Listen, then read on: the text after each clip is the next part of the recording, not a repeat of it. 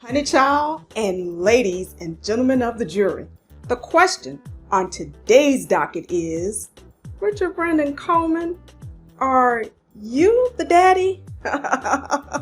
And if you want to find out what's in these paternity suit documents filed against the husband of TD Jakes' daughter, Cora Jakes, i.e. Mr. Richard Brandon Coleman, and whether or not he is the daddy, you better stick around. Hi there, I'm Professor Blackmore, and welcome back to my channel and to my series entitled Potter's House Pedophiles. And if you want to get caught up on all of the facts that I provided directly from the criminal court file or pertinent to the criminal court indictment surrounding the arrest of Richard Brandon Coleman, please watch my prior series. And I hope you'll also consider donating to this video by clicking the super thanks heart button below. Now, in the process of conducting my research for my series entitled Woman Thou Art Loosed, the ProfessorBlackmore.com pre-show, I stumbled across a 10-year-old paternity suit filed against Richard Brandon Coleman. And now, if you want to get caught up on all of the details I uncovered in what I've categorized as Sister Sarah Jakes' Woman Thou Art Loosed, operations number 1, 2, and 3, please be sure to watch my full series. But let me get down to the matter at hand on today's docket, honey child. Now, there came a time, it seems early in the marriage of Cora Jakes and Brandon Coleman, that a woman alleged that she gave birth to a son and that Brandon Coleman was the father of said child. And at the time, the woman was receiving public assistance on behalf of the child, and as a result, the state of Georgia, where she resided, wanted to recoup their public assistance dollars in the form of past child support, as well as to secure a judgment of child support in the future. Now, as such, the state of Georgia, through an interstate petition with the assistance of the Attorney General for the state of Texas, because that is where Brandon Coleman resides, filed this interstate paternity and child support suit seeking to adjudicate parentage, resulting in a parent-child relationship between Brandon Coleman and said child. Now, although in my opinion it was based on very flimsy evidence, the support for this interstate petition is based on the woman's sworn affidavit in which she alleges, number one, that she told welfare officials that Brandon Coleman was the father of the child. Number two, that she told Brandon Coleman that he was the father of the child.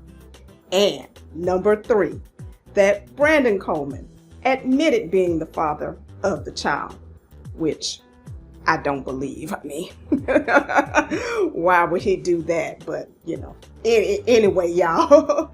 Now, they confirmed Brandon Coleman's employer to be the Potter's House Church, and he was making $2,079.98 per month.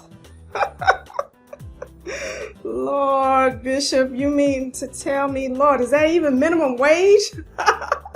And now when you think about it, that's a whole interesting fact right there, because if he turned out to be on the Potter's House Church payroll and he's found guilty of these pending sexual assault charges with a minor child, Lordy, but let me stay focused, y'all. And so the petition also confirmed Brandon Coleman's wife to be Cora Jakes Coleman, and that she worked in childcare.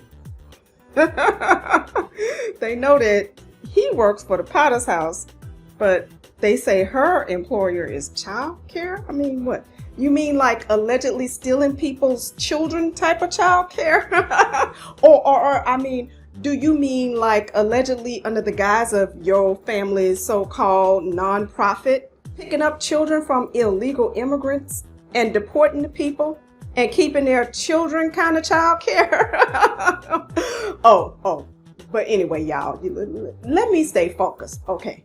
And so the court ordered Brandon Coleman to submit to paternity DNA testing. And you won't believe the results of these tests. But just imagine if you're Brandon Coleman and maybe allegedly you did actually have an intimate relationship with this woman at some point in the past, and you appear in court for the reading of this Maury Povich hot potato right out in open court. Just imagine that for a second. Anyway, y'all. And so, honey child and ladies and gentlemen of the jury, come to order and draw nigh while I read the duly entered and adjudged pronouncement of the court, which is as follows. On the question currently before the court, is Richard Brandon Coleman, the father of the child, made the basis of this lawsuit? The court finds that the parentage test excludes Richard Brandon Coleman as the father of the child who is the subject of this suit. And accordingly, the court adjudicates that Richard Brandon Coleman is not the daddy. And so now here is the actual DNA paternity test results, which indicate that the probability of paternity is 0.00%, indicating that Richard Brandon Coleman is not the biological father of the child. Now, as y'all know on here, I just ask and report and I let you decide. So, what do you think about this little case? Do you think this woman said, yeah, now that he's affiliated with these Potter's House church people, I'm going to go through all of this trouble and taxpayer expense to see what I can get, when she already knew she had been intimate with multiple partners? Lordy have mercy, y'all. Please let me know by leaving your comments in the comment section below.